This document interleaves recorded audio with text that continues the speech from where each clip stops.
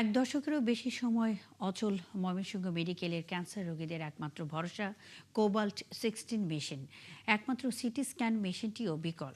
রোগীর স্বজনরা বলছেন, এক্স-রে, ফিল্ম, আল্ট্রাসনোগ্রাম ও ওষুধ সরবরাহ সহ নানা সংকট রয়েছে ময়মনসিংহ মেডিকেলে। এতে ব্যাহত হচ্ছে চিকিৎসা সেবা। বাবুল হোসেনের তথ্য ও নুরুজ্জামানের ছবিতে প্রতিবেদন। ময়মনসিংহ মেডিকেল কলেজ হাসপাতালের রেডিওথেরাপি বিভাগে ২০১৫ সাল থেকে বন্ধ রয়েছে কোবাল্ট-60 মেশিন। এতে ক্যান্সার রোগীদের চিকিৎসা কার্যক্রম মারাত্মকভাবে ব্যাহত হচ্ছে। একই সঙ্গে এক্স-রে, ফিল্ম সংকটে প্রতিদিনের চাহিদার বড় অংশই পূরণ করা যাচ্ছে না। সিটি স্ক্যান মেশিন বিকল থাকায় জরুরি রোগীদেরও ভোগান্তি বাড়ছে।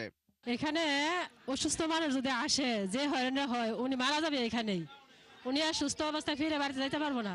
দেখা যায় নারী পুরুষ মিলা 100 জন নিয়ে দেয়, বাকি সবগুলো ঘুরে জায়গা, পরের দিন আবার দাঁড়ায়, আবার পরের দিনে আবার নতুন রুগী আছে, তাতে হয়রানি খেলি। এখানে শুনি যে ফিল্ম নাই, মেডিসিন নাই, এরকম কথা শুনি।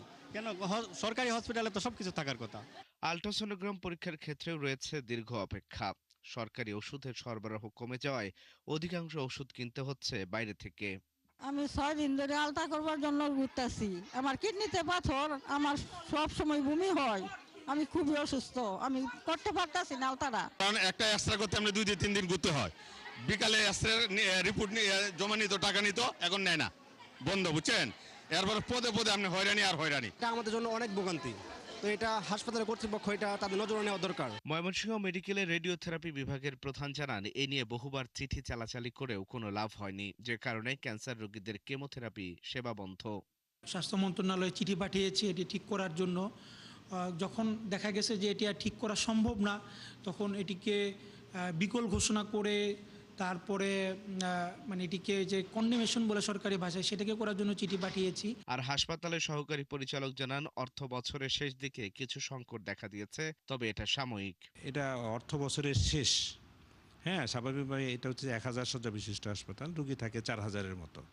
আমরা সারা বছরই এই যে ফিল্মগুলা সেটা প্রোভাইড করতে যেয়ে দেখা যায় লাস্টের দিকে একটু আমাদের সরবরাহটা কম থাকে।